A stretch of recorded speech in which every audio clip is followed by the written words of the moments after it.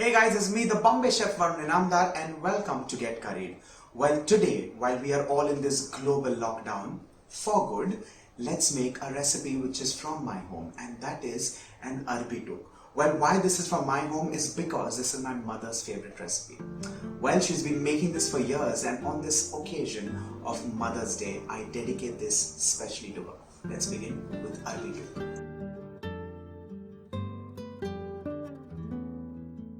Well, Aloo Tuk or Arbi Tuk, as we are making today, is an absolute quintessentially traditional Sindhi recipe. Well, for years we've been eating Aloo Tuk, which is aloo which is mashed lightly and then it is fried. Well, this is a take on that, and because I've been lucky with Arbi this time, I'm making this with Arbi. Well, what you need to do is take the Arbi or the Kacha aloo as we call it. We wash it nicely, remove all the mud, and then you take water in a pressure pan, add a few kokum petals. Well, I am a little specific when it comes to kacha aloo because I feel it kind of leaves an itch in your throat. I know a lot of you do not use kokum. What you can do is you can also add in like half a teaspoon of say ajwain or carom seeds, and that would take care of the itch in the throat. You boil it nicely, you peel it well, and you just kind of let it come down to room temperature, and after that we're going to fry it. So let's head to the kitchen and see it getting fried. The Arbi is boiled and peeled and ready. Let's fry these.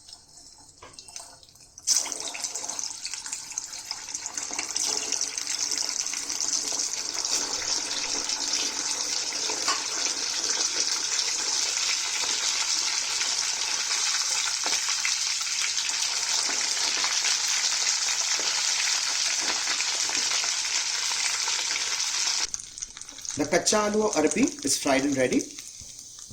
This is in a way half fried because we are going to press it and fry it again. Let's reserve this and fry the rest.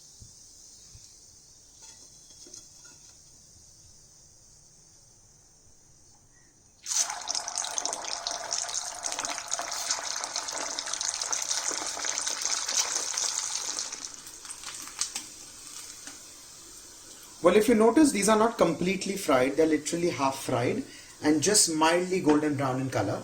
The next step is to allow this to cool down to room temperature because I'm going to mash them lightly and fry them again. Now while refrying, there's this one trick from my mother to you, and that is to cut this into a half. Only and only if you want it to be nice and crisp from all sides. What happens in this case is the more sides you expose, and when you mash it, the starch literally plumps out. And then when you refry it, it becomes nice and crisp because the more sides you expose, the crisper it becomes when refrying. So remember that if you want it nice and crisp. If you do not like it nice and crisp, then what you can do is just mash it the way it is, just lightly. When I say mash, I just mean lightly pressing and then refry it. And that's about it. I've just cut these into halves, and the next step is to just lightly press them like so. I'm just kind of exposing it further down like so, and this straight goes in hot oil.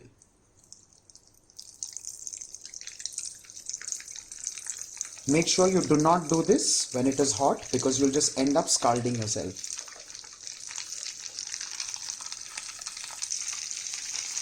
You can also do this with a tissue paper in your hand, but you'll just end up wasting some paper. So this is ideally just the best way. Do not press them too much. You do not want to break them at all.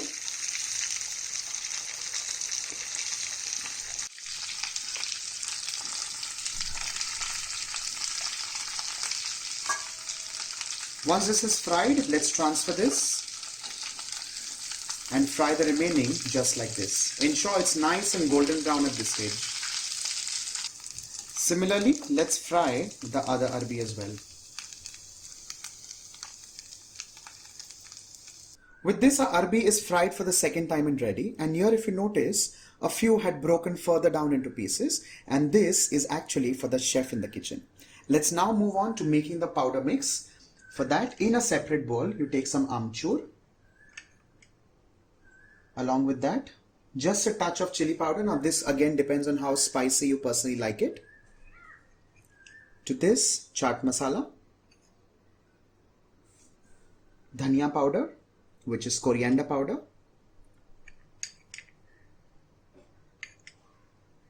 just a touch of turmeric, and with this, salt. Let's give this a mix. And with this, our powder spice mix is done and ready for the kacha aloo or Arbi Tuk. The next step is to toss all of this in a pan. For that, you need a pan on high flame. You can of course take a pan, you can take a kadhai, that's a complete personal choice. Let's start placing the fried Arbi very carefully without breaking. It's extremely delicate at this point in time. If you're doing the potato version or the aloo tuk, it's going to be a little more attached, it's going to be a little more firmer than the Arbi. On top of this, let's sprinkle the powder spices.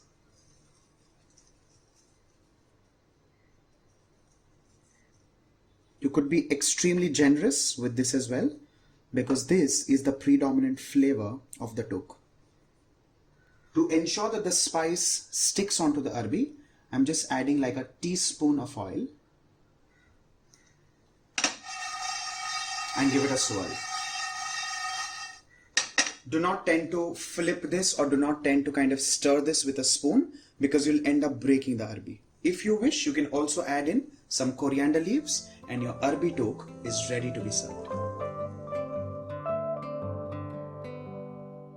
With this, your Arbi Tuk is done and ready. Now, whether you make this with potatoes or with sweet potatoes, your recipe, your technique remains the same.